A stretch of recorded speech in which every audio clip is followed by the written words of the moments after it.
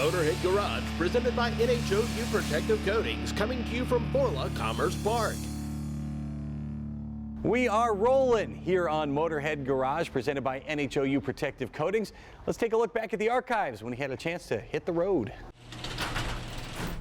Motorhead Garage had a chance to roll up to Kentucky. That's where we checked out the annual NSRA Nationals. Every year, classic car lovers flock to Louisville to worship the automobile, and they get to share their passion with tens of thousands of their closest friends. It's a collection of some of the most incredible builds you've ever seen. And here is one of our favorites. It's a 1953 Henry J, really one of America's first attempts at an affordable compact car. Cecil Taylor restored it for his wife to use as a daily driver. It's incredible, and it's not the only great-looking build he's brought to the show. The NHOU top truck is catching a lot of attention here at the NSRA Nationals, and once again, Cecil Taylor is responsible for this magnificent work of art. Tell me about this 29 Ford. Well, it belongs to Greg and Gail Wilson right here in Louisville, and this is the third car I've built for him. I built him 2 Woodies, and he told me I want a truck that's worthy of going to the Riddler and at least winning the Grade 8. And we just got it completely built. I'm not a painter, so Greg Wilson wanted to have his own painter up here, take the car apart, paint it, and put it back together, and his name was Brad Starks, Rod and Custom. Did a great job of taking it to the next level. It's called Root Beer Brown. The actual original 29 trucks, all of them, were pretty confining. They had a very small cab. I don't know how 6'4" farmers got in. They had to wind themselves up, I think. But we extended the cab 4 inches, so we had a little more cabin room, because Greg's a big guy. And then because he wanted to run a surfboard in the bed, we had to make the bed 5 inches longer to kind of make it proportionate. So instead of a 103-inch wheelbase of a Model A, it's actually a 112-inch wheelbase like a 1934 Ford. Did you do all this woodwork yourself? Well, between my son and myself, Greg, he did most of the woodwork. That's what he does. We built 129 Woodies at our shop. But I mostly do the metal work. He does the woodwork, but we can both do either. It doesn't matter. It's like anything else, you know, playing the piano, the more you practice, the better you get. But he's done enough of them that he's pretty sharp. What kind of wood is that? It's hard maple on the main part of it, and then the bed is kind of looks like mahogany, but it's called Sapolo wood. And then he had somebody in Louisville do all the clearing of the wood.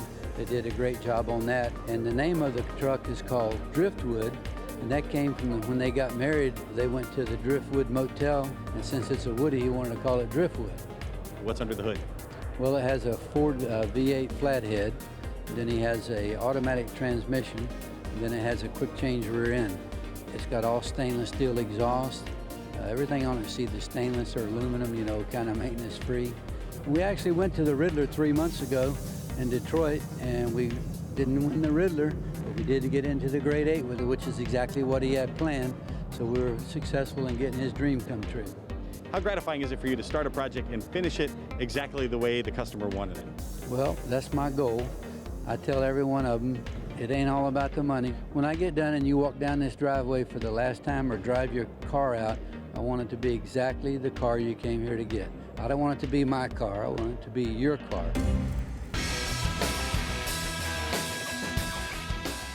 You know, it's just good business sense. The car manufacturers have figured out a way to use the same power plant across different cars in their line.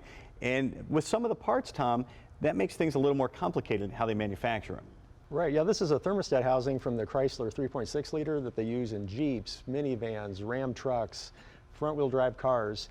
So it varies how the engine is mounted in the vehicle, and to make it easier to bleed off the excess air when you change the coolant, they add a little bleeder valve.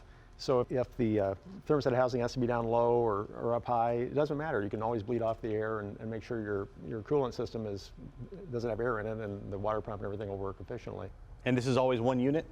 No, that's something new in newer vehicles. Is you'll have one unit, the thermostat and the housing are replaced together. Gotcha. Now, a lot of parts you see rebates on. How does Rockauto handle a manufacturer's rebate? We have a promotions and rebates page. You click there and you see all the parts that there's currently rebates for.